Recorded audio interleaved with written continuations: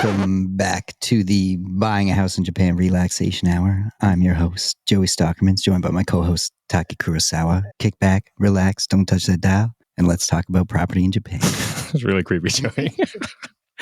We're recording from Yakushima in probably the most scenic spot we've ever recorded a podcast from. Definitely. I don't think there's been anything that compares to the view we're looking at right now. We're looking at what is like a huge, it seems like a Hawaii mountain ridge with like a waterfall in front of us with these trees. We're basically at a really bougie hotel called Hotel Iwasaki to kind of close out our Japan tour here and a treat yourself moment. What are your initial thoughts, Joey, of Hotel Iwasaki and Yakushima? This is my first time here, so everything is new to me in this past day. Taka had told me looks a lot like Hawaii. I had checked the weather beforehand and I was like, it seems way colder than Hawaii. But upon arriving, I saw a papaya tree. Monstera is growing wild here. There's banana trees, there's palm trees. You get the same vegetation as Hawaii. On top of that, you get the coastline and you get these huge ridge mountains kind of in the background. So for anyone that's been to Hawaii, you get the mountains, you get the ocean view, and you get the plant life. It really does look like Hawaii here. We're like sitting on these huge pane windows that go up like 100 feet or whatever, and we can see this perfect view.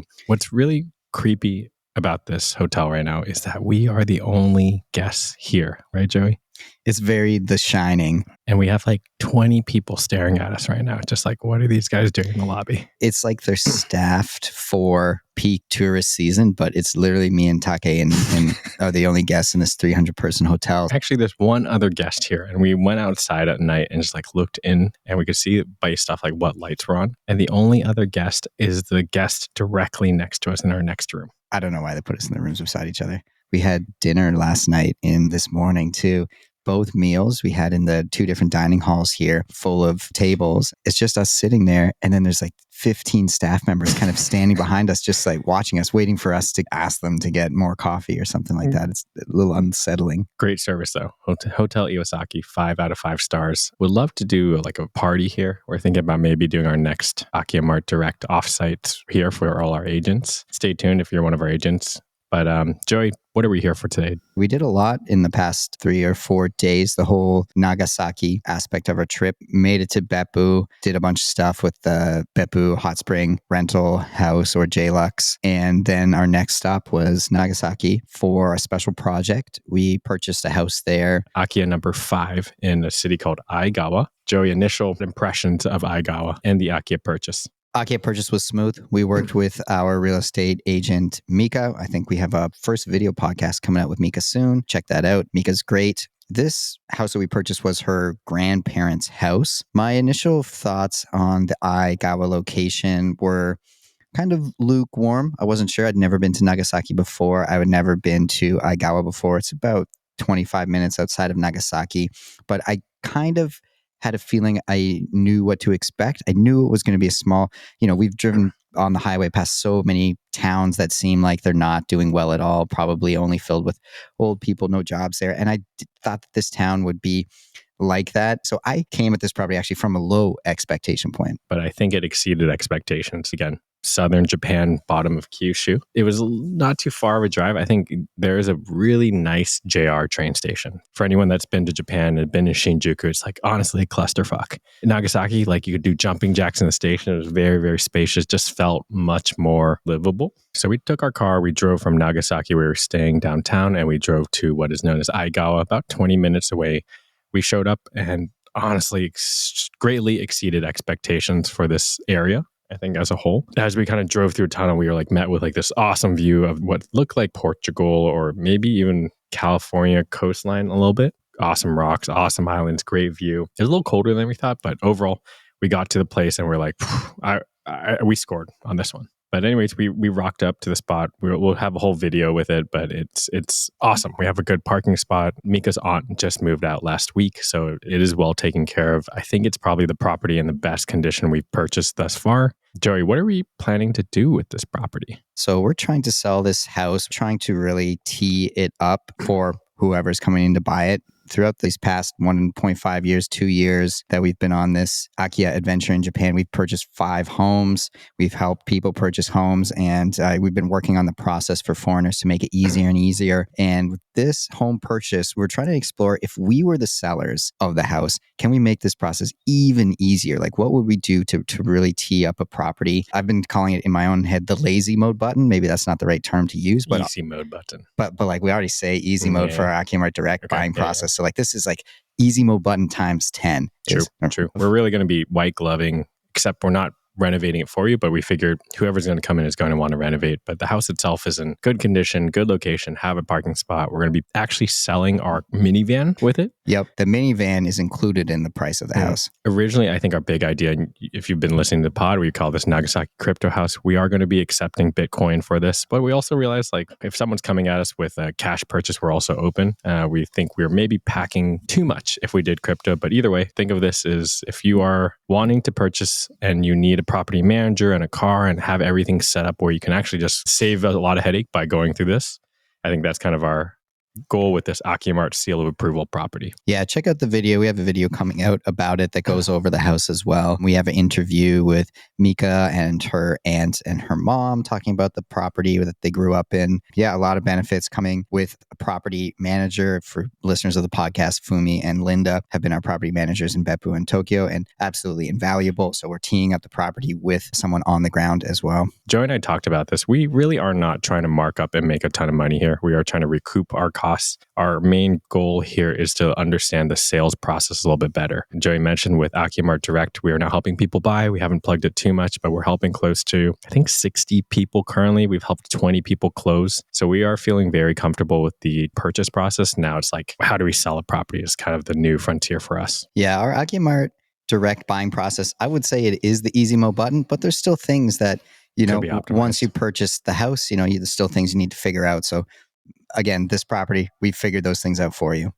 Yeah, and if you're an Akiya Mart Direct customer listening to this, we are iterating with every customer. We are learning, it's hard to fully understand the buying process for foreigners without doing it enough. So our goal this year and last year has been trying to get the most reps in.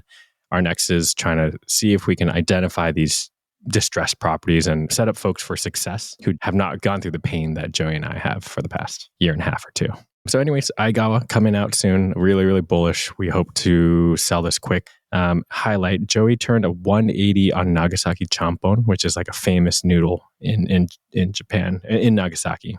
How was your Champon experience, Joey? Champon looks like someone making ramen when they just look in their fridge and take all the leftovers kitchen slop and throw that on top of ramen noodles. Like that's kind of what I always thought of Champon. It's almost like surf and turf ramen. I think it's a seafood broth, and then they throw seafood on top. There's also meat on top and baby corn. It just looks completely random to me, and so I was never excited about it. But we had it. It was delicious. I would say we had good. It wasn't Ring or Hut. We went to, I think, hotel's recommendation or someone's recommendation. It was really good. Nagasaki is, I think, one of the top places in Japan I would now want to live, given the infrastructure. People seem pretty nice there too, and very welcoming. And I think there's a big Akiya problem. We're actually trying to work with the city government to see if we can help people buy more in Nagasaki. Okay, Joey, after Nagasaki, where did we head after? We drove up and around and then down south to Kagoshima, and we spent the night in Kagoshima. It honestly reminded me of my experience in China, I feel like, or maybe even Korea a little bit. I feel like the city had a different energy to it than most other Japanese cities. To be fair, we were really tired after driving 5-6 hours from Nagasaki to Kagoshima. It was like the emperor's birthday or something like that. So like everything was closed. But yeah, I think the bright side though, it had that volcano. I don't know what that volcano is called. Oh yeah, the volcano is really sick that you see from the city. We'll have to spend more time in Kagoshima. If anyone's listening who's in Kagoshima and wants to show us a good time, please do. We'll be back. So our friend Kat, who helps us out with social media and marketing. Shout out to Kat. We mentioned to her that we're in Kagoshima, and she told us, "Oh, I love Kagoshima. Get some raw chicken sashimi for me." And I thought, okay, I don't know about that. I did not get the raw chicken sashimi. Kat, maybe it is a delicacy. I wasn't going to risk it. We'll try it on your way back. Definitely not. Okay. Anyways, so the next day, we're at the end of our 3-week trip, and honestly, logistically, we're burned out. We've been booking hotels back to back kind of things, and honestly let this one slip through the crack. We were supposed to take a ferry from Kagoshima, which is again very southern Japan tip there, to what is where we are now, Yakushima. Joey, we had been talking about ferries being very convenient, but we're proven wrong on this one. Stop the press, guys. Stop the press. Let me set the scene here. We got out of the hotel. We looked for coffee. We found the Saigo Takamori statue. We got some coffee. Oh, yeah. Fun fact. Then Saigo we decided Takamori. to kind of push it. We got like a really nice shabu shabu lunch. And then it's kind of like 30 minutes to when the boat is leaving. And Take puts in Kagoshima port, and we're driving along, and then we get there, and then Take's like, "All right, Joey, can you show me exactly where it is?" And I have it in my map, and I'm like, "We're in the wrong place. We're like 15 minutes away. The boat's leaving in 25, so we're trying to drive as fast as we can to the actual ferry, and like we have to find the long-term parking. Yep. We've reserved online, but we don't have the paper tickets." We parked the car. We're trying to hustle. Like, I went into the wrong place to get the tickets. She's like, "The ship's canceled." And I'm like, "Canceled?" She's like, "Been canceled since October 5th. And then I'm like, "What? I have a reservation." I showed her, and she's like, "Oh, you're in the wrong spot." So then, with all our heavy luggage, we'd already parked the car. Sprinting to the other side of the port. Sprinting to the other side of the port to get on the Toppy Rocket ferry to Yakushima. I run in, and the ticket booth, it all says like closed for the day. And I'm like, "Sumimasen," like trying to get someone's attention. And luckily she was like, "Okay, you like giri giri." Hontoni giri giri. I asked her, I was like, "Did we make it?" And she was like, "Well, you caught it real close," kind of thing. Hontoni giri giri. And so we got the tickets. We get on the Toppy Rocket ferry. And kind of crappy ferry. It's like one of those hydrofoil ferries, though, where it actually elevates out, which is pretty cool. So typically the normal ferry takes like 5 to 6 hours. This one only took 2. So I would say, although, comparatively to the other ferries wasn't as luxe, this ferry did get the job done. Did it have a bathroom? I didn't even know if it had a bathroom. Didn't even check. But one of the things I wanted to call out, if you are visiting Yakushima, the ferry's schedule has changed. We wanted to bring our car, but we couldn't. We had to, it would have thrown off our schedule. So we left our car. Hopefully our car's still there in the parking lot.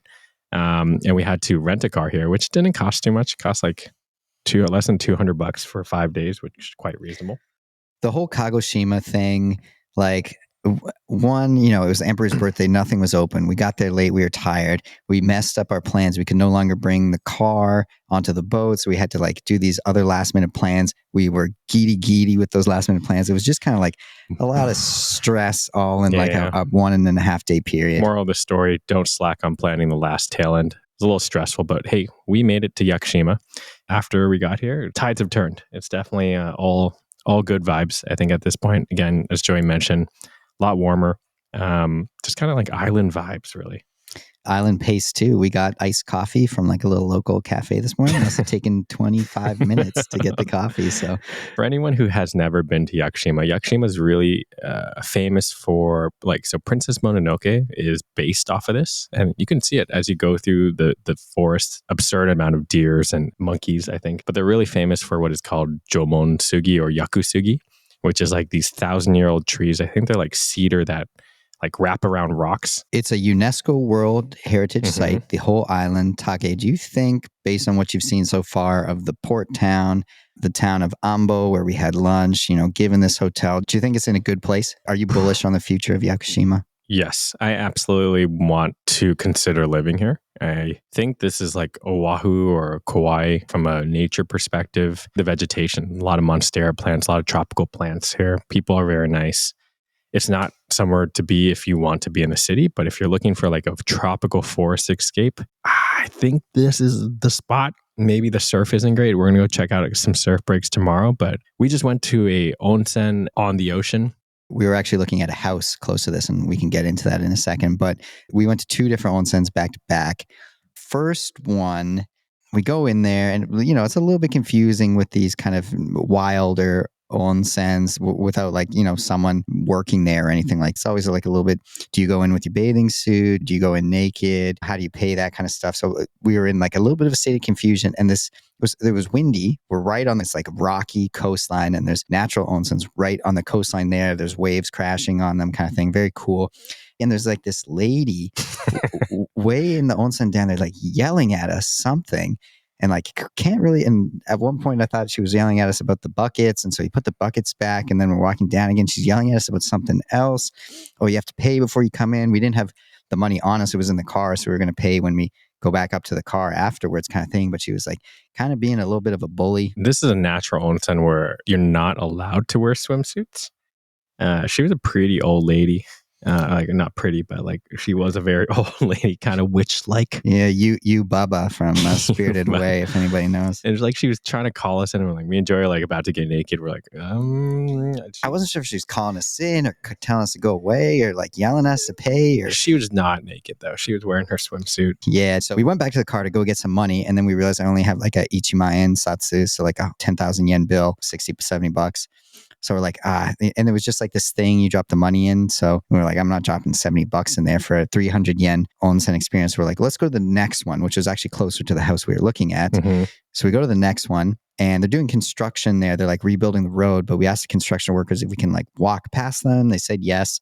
We get out of the car, we go to walk past them, and they're like pouring asphalt at this time. And I'm like, I don't think we can walk around that. It looks like hot asphalt. And they're like, no, there's like a secret path around. So they showed us where that is. We go down the secret path again, a type of onsen that probably exists nowhere else on the planet. It's right on the water. If anyone's been to Capri in Italy, off the coast of Naples, it's that same coastline, but with hot springs. The hot spring itself was lukewarm. The water wasn't too hot, but it was cool. You know, actually my skin's feeling really good after it. Extra smooth. Yeah, they weren't hot, but I've been to wild hot springs in New Mexico. I've been to wild hot springs in Beppu, and they're always like a little bit random temperature. Yeah, but it's such a good location. And we're looking at an Akiya pretty close to it. So from a location perspective and what it is absolutely beautiful. I could see it being like really weird if it got more crowded, because you're not supposed to wear bathing suits when you're in these natural onsens. So the smaller the tub is and the more people in it, the more awkward it gets for sure. Yeah. So we have a couple more days in Yakushima. We're going to try to explore, do some hikes and whatnot. We're trying to meet with some realtors to figure out what's the situation. Yakushima's got a ton of Akiya, but because it's a UNESCO World Heritage Site, I think there's a little bit of a hesitation for folks to sell, and understandable. You know, they want to preserve and have more people living here. So the Akiya we have in mind that we found on the Akiya Bank, we actually went to go check it out. It's like 2 concrete structures on the main road. Unfortunately, we looked at it and there's like this huge puddle in the middle, just like definitely causing water damage at some point, but we can't get it either way. So what's the deal, Joey? It might be harder to buy property here than Niseko or Miyoko right now. It seems difficult. The Akiya banks, we were working with one of our real estate agents, so they contacted them on our behalf, and they came back with a whole bunch of criteria, interview, that's required, application form to purchase here. You need to either be a long-term resident or moving here for the long term. And, you know, they're trying to sniff out people that are not going to be those things. I mentioned that, maybe if I get a business manager visa, we'll set up an office here kind of thing. And they're like, no. You have to be married to a Japanese person for gaijin to buy here. So this is the Akiya banks though. And that's just the rules that the Akiya banks have once an owner submits a property to the Akiya bank. If you're buying through maybe something like At Home or Sumo, they might not have those rules, but there's no shortage of abandoned homes here. It definitely feels more territorial because it's an island. You know, you don't want people just buying up your shit and putting a hotel and renting it out. I think we're very cognizant of that. We are intending, if we do get somewhere here, this is kind of like such a good, not corporate retreat, but like a defensive spot in Japan where we can't take meetings in person, but can still be in Japan and kind of heads down, build some stuff. Hacker house or something like that. Heads down, build stuff location. Everything is much more like comfortable here in my mind than Tokyo. Another thing about the island, we were warned, bring a lot of cash. There's like one ATM on the island back by the port, and most places don't accept credit cards. So it really is a rural island. Wanted to actually, Joey, throw a couple topics at you, a couple recurring themes. One of them is obviously the aging population in Japan, but there's a lot of abandoned corporate businesses. So we saw an abandoned school next to Aigawa. We're kind of in an abandoned hotel right now. Like, do you think there's a big opportunity for folks to be buying these older businesses and running them at this point? I've not done that yet, but my gut says yes. I met a friend who has his own business that helps the employees of dying Japanese businesses take over ownership of that business themselves. So I think there is a lot of interest and need for people to take over these businesses from elderly Japanese people that want to retire and enjoy their retirement. I think like the Akiya and how many there are, I think the same is happening with businesses. Absolutely. There's some things like take my money, but there's a lot of coffee shops, a lot of restaurants that if you are technologically savvy or more business minded or even just younger, there's a lot of refreshes on these shops that I think could be really beneficial and bring some income in. Like take this hotel, for example. This hotel looks like it was awesome. Built in 1995 and they have not updated their design since then. The workout room or gym room later has like 3 bicycles. It's a huge room. There's like a massive fake tree in the lobby, which kind of like feels a little Disneyland-y or like Mall of America-y almost. Bed sheets are like quite dated. I think we could do a better job potentially, but we definitely don't have the capital to do this. So another thing I realized that driving through Japan for like the 5th time in the past year is like, damn, the Akiya problem is really bad. Aside from Tokyo, there's really just no shortage of these abandoned homes. And every Japanese person we talk to, they're just like, there's no real solution. Like we all know it's happening, but there's nothing to do here. For me, the Akiya Mondai means problem. The Akiyas themselves aren't the Mondai. I think the Akiya problem is a symptom of the economy not doing well, the aging population, potentially not enough immigration. Or local migration. Everyone's only going to Tokyo. But that's where the jobs are. Yeah, if you're a young person in your 30s and you want to make money, like how would you make money here in Yakushima? You'd have to be a remote developer, maybe tourism, hotels. Yeah, figure out a way to make money off tourists. But in cities like Kagoshima or some of those other cities that are not like huge tourist hub spots, like what can you do? I do feel a little bit of despair for young people who want to stay in their hometowns because there's just not very many options. Japan needs to embrace more remote work, I think. Even in Tokyo, there's just not enough trains for all the commuters to go downtown into the city. Like there's too many people. Jobs need to be spread out a little bit more. I don't know how. Yeah, it's a tough problem, but I do feel pretty empowered that what we're doing is helping bring good people to some of these areas to help revitalize. I know that people say that, but I think the people we're helping through the purchasing process are all really good people that are looking to help the community versus just like monetize it. And that's something we've talked about a lot this trip is like, if you're looking to buy in Japan for the ROI, probably not the right move.